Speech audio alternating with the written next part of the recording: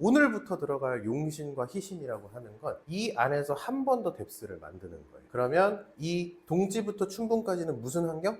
네, 한습한 환경. 한습한 환경 속에서 용신이라고 하는 것은 그 한습한 것 중에 내가 습도를 중심으로 쓸 것이냐, 습도의 결과로서 만들어지는 간목이라는 걸 중심으로 쓸 것이냐, 이러한 기준으로 나누는 거예요. 그래서 용신과 희신이라고 하는 거는 이 환경 속에서 세부적으로 내가 할 일이 무엇인가를, 내가 갖고 있는 재능이 무엇인가를 판단하는 것이다 라고 생각해 주시면 돼요. 이쪽의 경우에는 목생 화가 중심이고 가장 적합한 형태는 을병인데, 을병 중에서도 을목이냐 병화냐 어떤 걸 중심으로 내 능력이 주어져 있느냐, 마찬가지로 정화냐 경금이냐 신금이냐 임수냐로 각각의 재능이 무엇인지를 판단을 하면 되겠죠. 그래서 용신, 오늘부터 들어가는 용신이라고 하는 것은 이러한 뎁스를 거쳐서 만들어진 거다라는 거를 알아두셔야 돼요. 네. 이쪽은 음양, 이쪽은 한난조습, 여기서부터 용신. 왜 이 환경을 왜 알아야 되냐라고 했을 때, 한습한 환경은 뭐 하는 환경이에요? 네, 한습한 환경 그냥 자유롭게 얘기하세요.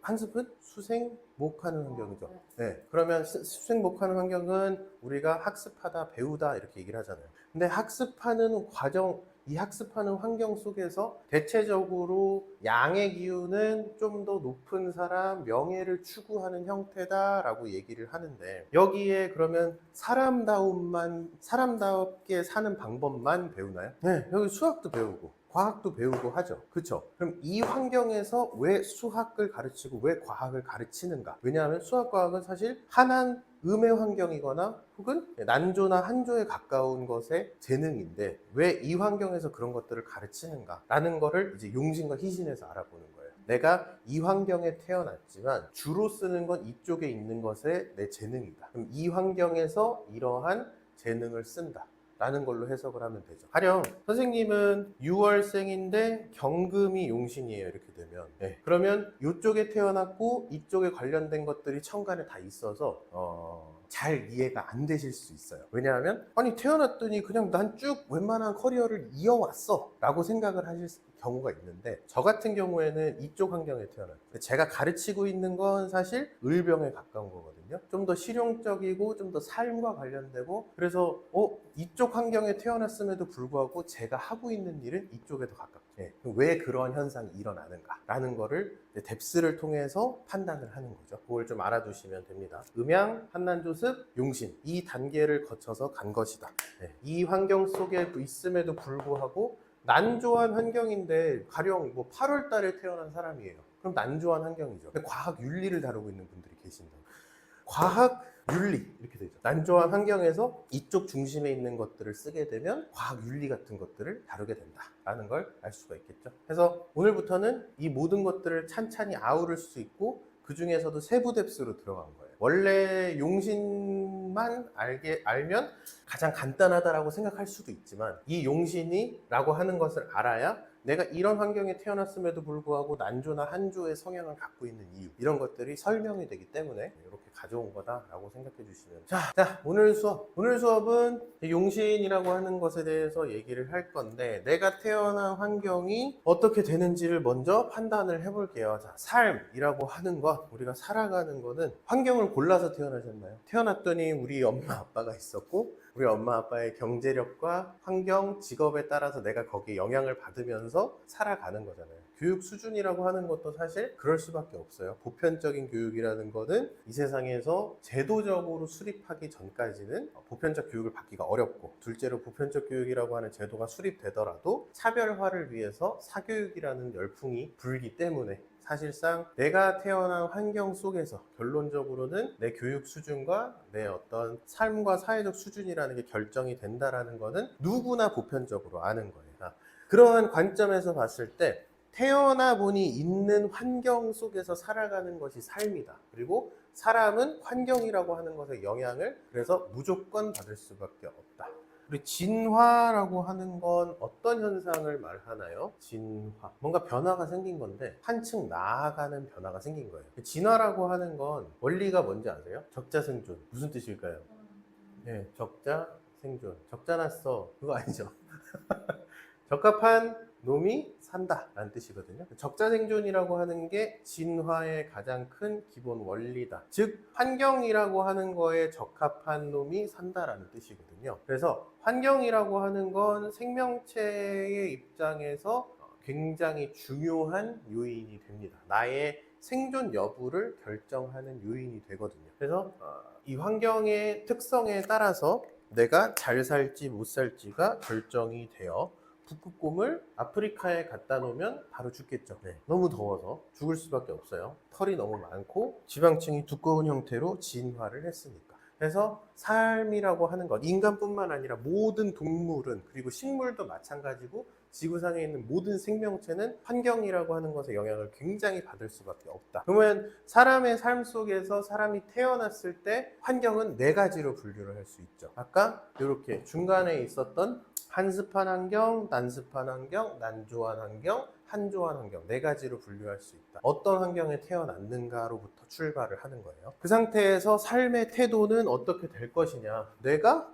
한습한 환경에 태어나서 한습한 짓을 하면 돼요. 난습한 환경에 태어났으면 난습한 짓을 하면 되고, 난조한 환경은 난조한 짓, 한조한 환경은 한조한 짓을 하면 되는데, 그렇게 해서 내가 환경에 맞게 행동을 할 수가 있고요. 그게 아니라면 내가 태어난 환경에 맞지 않게 행동할 수 있다라고 생각을 해주시면 되고, 환경에 맞지 않게 행동하다 그러면 반항을 하는 게 아니라 나에게 맞게 행동하다라고 하면 되죠. 환경에 맞출래? 나에게 맞출래? 두 가지로 나눠서 생각을 할 수 있어요. 환경에 맞춰서 행동을 한다 그러면 한국에 태어났으면 비빔밥 먹는 게 편합니까? 아니면 뭐라 그럴까요? 시카고 피자 이런 걸 먹는 게 그런 걸 먹는 게 편합니까?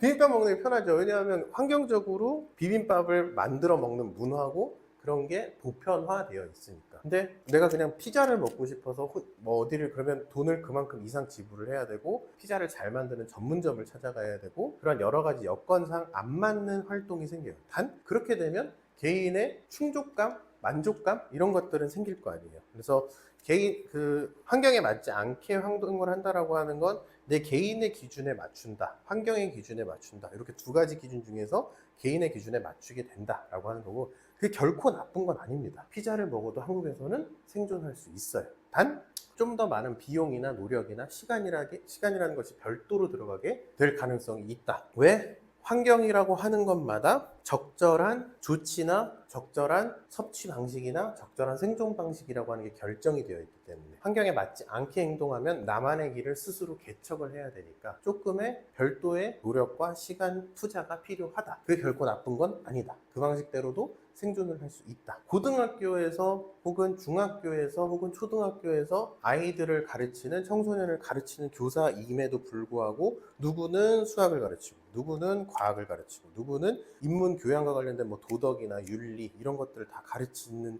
게 나눠져 있잖아요. 수학 과학을 배울 필요는 사실 없어요. 왜냐? 사람의 기본 소양이나 밥 먹는 법, 예절, 뭐 상식 이런 것들만 배워도 충분히 살아갈 수 있으니까. 그럼에도 불구하고 수학과학을 가르치고 수학과학을 배우는 이유는 여러 가지 삶의 앞으로의 형태에 있어서, 여러 가지 삶에 있어서 방향성이라는 것 플러스 알파로 사고력이나 이게 필요하다라고 제도적으로 정했기 때문이잖아요. 근데 그럼 수학과학을 가르치는 사람은 한습한 환경보다는 난조나 한조에 더 가까운 환경이잖아요. 난조나 한조에 더 가까운 환경임에도 불구하고 그런 걸 가르치는 사람이 있다. 교육과 관련된 거지만 기초교육과 관련된 한습이라고 하는 환경 속에서도 난조나 한조와 관련된 내용을 배우긴 배워요. 그러면 이쪽에 있는 요소들이 한습에 영향을 미쳤죠. 그러면 본인만의 이러한 환경 속에서 내가 수학이나 과학을 가르치는 방법이 잘못된 건 아니잖아요. 먹고 살 수는 있잖아요. 그리고 그 시절 그 사회의 가치관에 따라서 오히려 이런 방법이 더 각광받을 수 있어요. 잘 맞을 수도 있는 방법,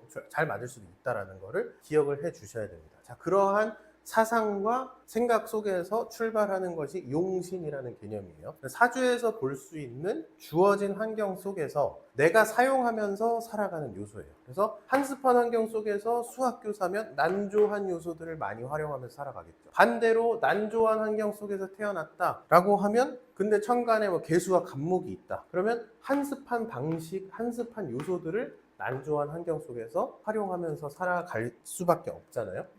여기는 과학과 기술과 생산의 영역이잖아요. 근데 생산의 영역이라고 칩시다. 근데 천간의 개수와 간목이 이렇게 있고 뭐 여기에 신월이다. 그러면 생산하는 환경에서 신입 직원을 교육하는 사람이 될 수도 있죠. 이게 이 환경에 적합하지 않다라고 얘기하기에는 어려워요. 왜? 이러한 요소들도 충분히 이 환경에 필요하기는 하니까. 그래서 내 환경이 무엇이냐 외에 내가 주로 쓰면서 살아가는 것이 무엇이냐 플러스 알파로 내가 갖고 있는 능력은 별도로 무엇이냐라고 하는 세 가지 기준이 필요해요. 그래서 선생님은 6월생의 경금이 용신이에요. 그러면 생산, 뭐 과학 기술 이런 것들을 주로 다루는 환경 속에서 본인이 을목과 정화로 이 환경에 필요한 기술력들을 익혔어요. 그래서 이 환경에 관련돼서 크게 벗어나는 일을 하지는 않았다. 근데 저 같은 경우에는 이 환경에서 많이 벗어나는 일부터 했어요. 왜냐하면 한조한 환경임에도 불구하고 얘는 이거부터 먼저 하려고 해요. 그러니까 거꾸로 갔죠. 한조한 환경 속에서 난조한 짓을 하려고. 그리고 뭐 갑병이라고 하는 거니까 한습 쪽이 갑병이, 그쵸? 이쪽은 기신개갑병이라고 하는 것이 가장 이상적이라고 했으니 기신개갑병, 갑병이 있다. 그쵸? 그러면 나는 한습한 짓, 난조한 짓을 더 선호하는 사람이죠. 그래서 환경에 맞지 않다. 그러나 이러한 일들을 한다고 해서 이 환경에 필요 없는 사람인가? 그건 아니다. 본인만의 생존 방식과 본인만의 능력으로 충분히 살아갈 수 있다라는 것을 항상 기억을 해주셔야 돼요. 그래서 이 환경에 맞지 않다라고 했을 때 그걸 나쁘게 얘기할 필요는 없어요. 용신이라고 하는 건 이 환경 속에서 내가 중심으로 활용하는 능력이 무엇인가 라고 하는 거예요. 저 같은 경우에는 한조한 환경 속에서 신금이라고 하는 걸 중심으로 활용하는 사람이고, 선생님은 난조한 환경 속에서 경금이라고 하는 걸 중심으로 활용하는 분이다 라고 생각을 해주시면 됩니다. 그래서 이제부터 용신이라고 하는 건 이 환경에서 세부적으로 주어진 내 능력이다 라고 판단을 해주시면 되고,